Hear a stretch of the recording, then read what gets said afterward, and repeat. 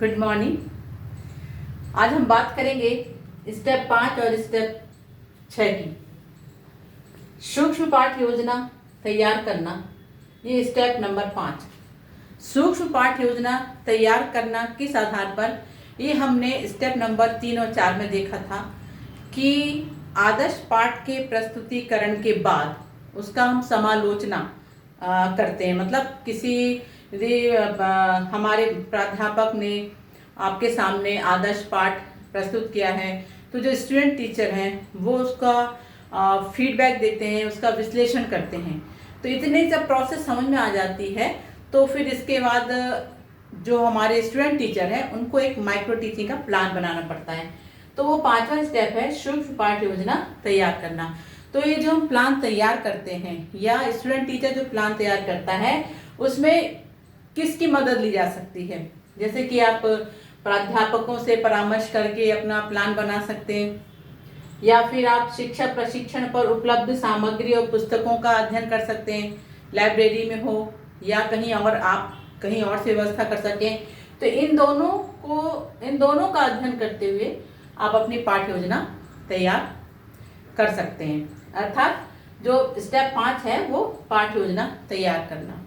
अब step number 6, micro teaching setting.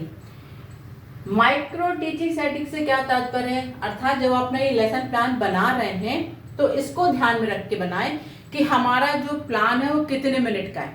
क्योंकि plan हमारा 5 से 10 मिनट का है तो आपको ये देखना होगा कि जो हम पढ़ाने जा रहे हैं उसमें कितना मिनट लगेगा। मतलब मैक्सिमम मिनट 10 की है, 10 से ज़्यादा समय नहीं होना चाहिए। तो ये बहुत ज़्यादा जरूरी है कि आपको इसको ध्यान में रख के ही अपनी योजना बनाना है। तो इसमें कितने फैक्टर है, इसमें 4 हैं। पहला है टाइम, है ना, आपको टाइम मैनेजमेंट देखना है। जैसे कि आपने टीचिंग करी तो 6 मिनट की आपकी टीचिंग हो गई और फीडबैक आपका 6 मिनट का हो गया।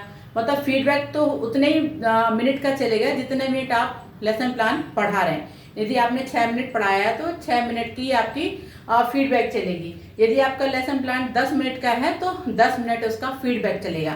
वो पाठ्य वस्तु के हिसाब से आपको मैनेज करना है कि आप कौन सा वाला कौशल पढ़ा रहे हैं, उसके हिसाब से आपको लेसन प्लान बनाना है।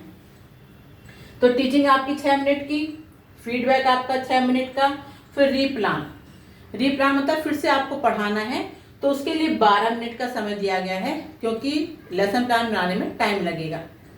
फिर रीटीच है, फिर जब आपका ये रीप्लान बन गया तो फिर आप उसको पढ़ाएंगे तो उसके लिए भी 6 मिनट का समय। फिर रीफीडबैक है, फिर रीफीडबैक तो पढ़ाने के बाद फिर आपको फीडबैक दिया जाएगा तो उसके लिए भी 6 मिनट का समय है।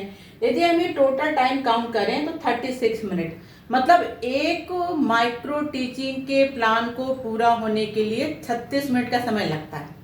वैसे हम लेसन प्लान की बात करते हैं तो 40 मिनट का होता है या 35 मिनट का, लेकिन जो एक साइकिल चलती है माइक्रो टीचिंग में वो 36 मिनट की चलती है। फिर दूसरा हम देखते हैं number of students teachers in a group. तो कितने number of student teacher in a group, मतलब जिसको आप पढ़ा रहे हैं। स्टूडेंट्स मतलब स्कूल के विद्यार्थी तो पढ़ेंगे नहीं तो आपको मिलेंगे भी नहीं, तो आप अपने ही पीयर ग्रुप के अपने ही साथियों को एज ए स्टूडेंट बैठाते हैं तो उनकी संख्या 10 से ज़्यादा नहीं होना चाहिए। तो number of students teachers in a group, इनकी संख्या 10। फिर है सुपरवाइजर, एस लिखा हुआ है, 1 या 2। ये जो सुपरवाइजर जो आपको सुपरवाइज करेंगे उनकी संख्या 1 या 2 हो सकती है। फिर है feedback by the peer supervisor. जो पीयर सुपरवाइजर हैं, जो आपके साथी हैं, जिनको ट्रेन किया गया था कि आप फीडबैक कैसे दोगे, कैसे आप उसका विश्लेषण करोगे, तो उनकी संख्या भी 1 या 2 हो सकती है।